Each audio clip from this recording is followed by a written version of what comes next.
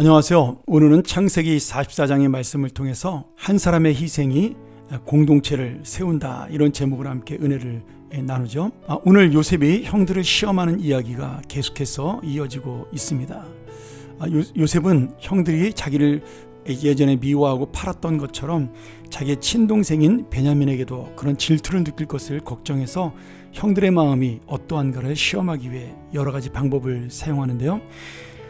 동생에게 도둑의 누명을 씌워서 그 형들이 동생을 정말 사랑하고 아끼는지에 대한 모습을 확인하는 그러한 내용으로 전개되고 있습니다.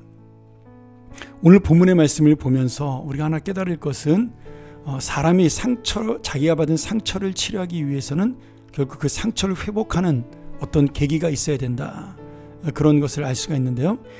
요셉이 자기가 받은 형들에 대한 상처를 오늘 형들이 동생을 사랑하고 그리고 아버지를 위해서 애쓰는 모습을 보면서 자신의 상처가 치료되는 모습을 볼 수가 있습니다.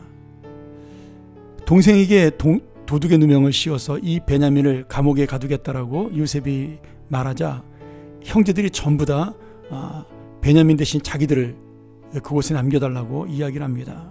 그리고 특별히 나중에 장자의 축복을 받게 되는 유다가 나서서 베냐민을 잃고 나면 우리 아버지께서 죽을 수밖에 없다라고, 그 마음이 너무 아파서 그가 생명을 잃게 되겠노라고, 자신이 차라리 종이 되겠다라고 그렇게 희생에 결단을 합니다. 이렇게 베냐민을 둘러싼 형제들의 마음을 보고 요셉은 과거에 자기를 미워했던 형들에 대한 상처를 치유하고 형들과 화해하는 그런 놀라운 모습을 볼 수가 있습니다. 오늘 특별히 그 형제 중에서 유다의 모습을 볼 수가 있는데요.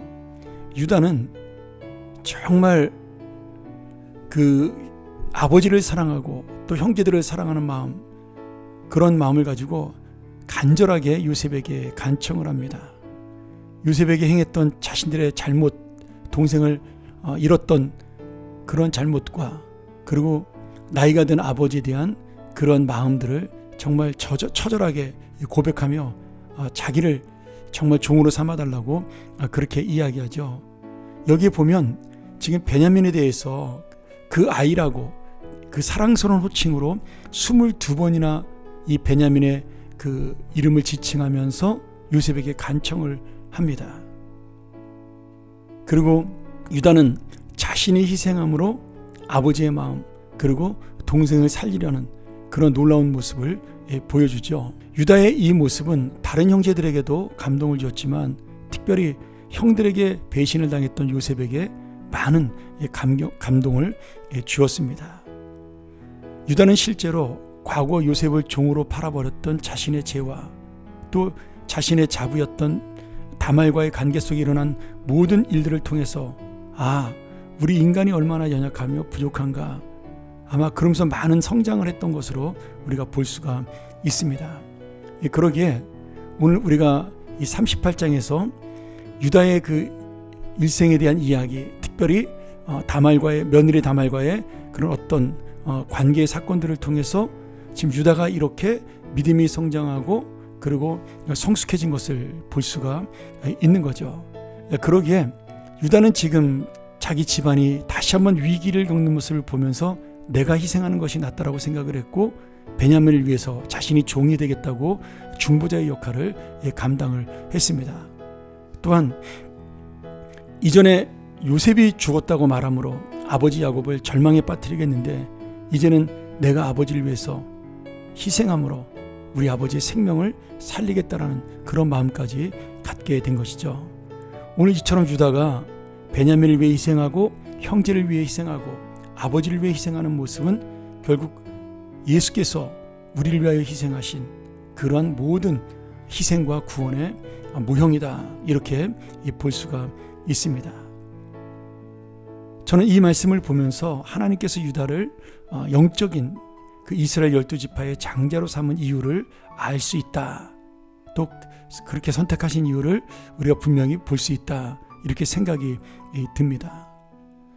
특별히 나중에 남북이 분열돼서 10지파는 북이스라엘로, 2지파인 유다지파와 베냐민 지파는 남유다로 이렇게 갈라지게 되는데요. 이 베냐민 지파가 특별히 이 유다 지파를 따라갔던 이유 중에 하나도 저는 이러한 끈끈한 자신을 위해 희생하려는 유다 형의 모습을 보고 베냐민의 감동이 계속 이어졌고 그런 관계성들이 계속 지속된 지파 간의 결속이 아니었나 그런 생각도 해보게 됩니다.